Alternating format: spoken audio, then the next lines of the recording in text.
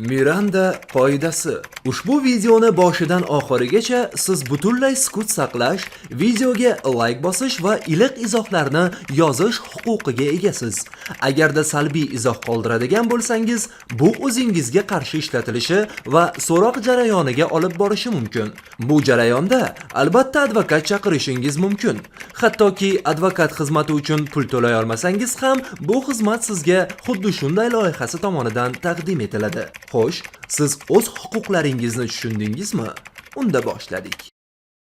Gollivud kinolarini ko'rganda hammamiz bu jumlalarni ko'p marta eshitganmiz.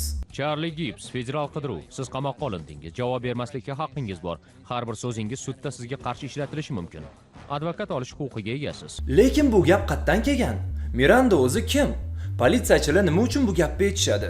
Etmasa nima bo'ladi? Va eng muhim savol, qanaqa qilib 24 yoshli bezori qilgan jinoyati butun AQShni o'zgartirib yubordi?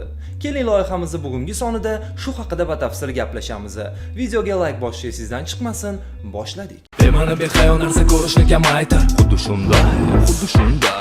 Atrofga bo'lgan dunyo qarashini kengaytir. Xuddi shunday, xuddi shunday. Vaqtini zoya ketkazmay to'xta. Xuddi shunday, xuddi shunday. Top million ma'lumotlar. Xuddi shunday, xuddi shunday. Hammasi 1963-yil mart oyida Arizona shtatining Phoenix shahrida boshlangan. 24 yoshli Ernesto Miranda 18 yoshli qizni o'g'irlash va zo'rlashda gumonlanib, politsiya mahkamasiga olib kelinadi. Boshida qiz 4 ta gumonlanuvchidan qaysi biri bu ishni qilganini ayta olmaydi, lekin Mirandaga buni teskarisini qiz uni taniganiga ishontirishadi. Uni 2 soat davomida tergov qilishadi va tergov davomida xodimlardan biri Mirandaga qizni ko'rsatib, "Shu sen zo'rlagan odammi?" deb so'raydi. Ernesto esa buni tasdiqlaydi. U hammasini ikir-chikirigacha aytib, tilxat ham yozib beradi. Tilxatda u barcha huquqlarni tushungan holda yozgani va aytganlari sudda qarshi ishlashi mumkinligini tan olgan. Shunaqa qilib, uni ko'rsatmasi sudda unga qarshi ishlatilgan va Arizona sudi uni aybdor deb topgan. Eng qizig'i esa 3-4 ta advokatlar yig'ilib, AQSh Oliy sudiga apellyatsiya berishga qaror qilganda boshlangan. Ular Mirandaning ko'rsatmalari sudda dalil bo'la olmasligini aytgan. Jinoyatchi aybini tan olgan bo'lsa, tilxat yozib berayotgan bo'lsa, advokatlar bu gapni qayerdan oldi? Qayerdan? Buni javobi oddiy. AQSh konstitutsiyasidan. Aniqrog'i unga kiritilgan 5 va 6 tuzatishlardan. 5-tuzatish bo'yicha siz o'zingizga qarshi guvohlik berishdan bosh tortishingiz mumkin. Har qanday ayblov uchun sudyalar hay'ati qarori kerak. Hech kim tergov, dalillar va sudsiz javobgarlikka tortilmaydi. 6-tuzatish bo'yicha esa hammaga normal yuridik yordam ko'rsatilishi kerak. Eng kamida hamma advokat talab qilish huquqiga ega. O'zida pul bo'lmasa-da, buni davlat unga tekinga taklif qiladi. Ernestoga esa u advokat olishi mumkinligi, jim turishi mumkinligi haqida hech kim gapirmagan. Uni shunchaki tergov qilib yuborishgan. To'g'ri, balki qiynashmagandir, urushmagandir ham, lekin unga huquqlarini hech kim eslatmagan. Shunday qilib 1966-yil 13-iyunda Oliy sud Miranda ishi bilan birga yana 3 ta ish bo'yicha qaror chiqargan. AQSh Oliy sudyasi Errol Warren esa qarorda yozgan gaplari AQSh hayotiga singib ketgan. Bu gaplar quyidagi ko'rinishda yozilgan edi. Buyuk huquqlarni amalga oshirishda kichik xatolar bo'lishi to'g'ri emas. Adolatga noto'g'ri vositalar bilan erishish yetarli emas. Hibsga olingan insonga huquqlari tushuntirilishi shart. Unga sukut saqlash huquqi borligi, aytgan gaplari sudda unga qarshi ishlatilishi, advokat chiqarishi yoki sudda advokat himoyasidan foydalanishi mumkinligi aytilishi shart. Oliy sud Mirandaga huquqlari aytilmagani sabab u bergan ko'rsatmalar dalil bo'la olmaydi deb topgan. Sudning fikricha, Mirandaga advokatdan foydalanish huquqi eslatilmagan va u o'ziga qarshi guvohlik berib qo'ygan. Bu esa AQSh konstitutsiyasiga zid bo'lgan.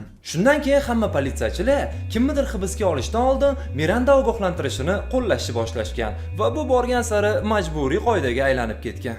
Ahamiyatlisi bu voqealar fuqarolik huquqlari uchun harakatlar boshlangan va aholi mahalliy politsiyadan norozi bo'lgan davrda yuz bergan.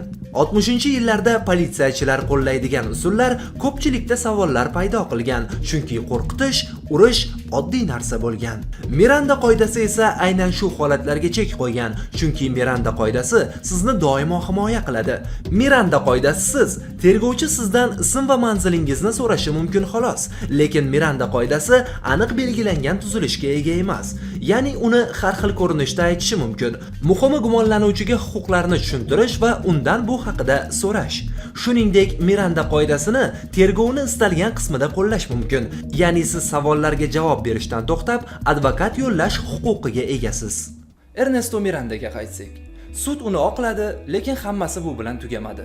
1967-yilda uni yana qayta sudga chaqirishadi, lekin bergan ko'rsatmasini dalil sifatida qo'llashmaydi, chunki u yerda uni sobiq xotini Twila Hoffman eriga nisbatan qarshi ko'rsatma bergan bo'ladi. Buni orqasidan u bechora 20 yilga qamalib ketadi. Oliy sud qarori butun AQSh hayotini o'zgartirgan bo'lsa-da, Ernesto Mirandaga unchalik ta'sir qila olmagan. 1975-yil dekabr oyida Miranda ozodlikka chiqqan. Oradan bir oy o'tib esa Feniksdagi barlardan birida yuz bergan pichoqlashuvda uni bo'g'ib o'ldirishgan. Politsiyachilar Mirandani yonida bo'lgan insonlardan ko'rsatma olgan va ularning ikkisiga ham Miranda qoidasini ispanchada tushuntirishgan. Keyinchalik ular bitta odamni gumon qilishni boshlagan, lekin asosiy gumondor Meksikaga qochib ketgan bo'lgan. Uni qotili mahkamada bo'lgan va sukut saqlash huquqidan foydalanib, tergovchilarga hech nima demagan. Natijada Ernesto Mirandaning o'limi uchun hech kim javobgarlikka tortilmagan. Xullas shunaqa gaplar. Xulosa qilishga hech qachon shoshilmaslik kerak.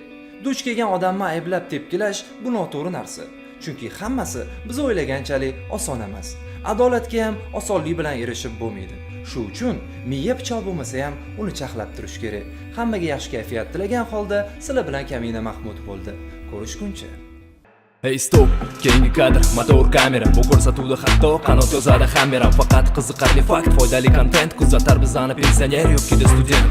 Xuddi shunday tarzda davom etadi kanal. Xuddi shunaqasi bitta o'xshash esa naval. Hoziroq yoqib qo'ng'iroq bo'lgin obuna, like va komment ayamagin so'ra.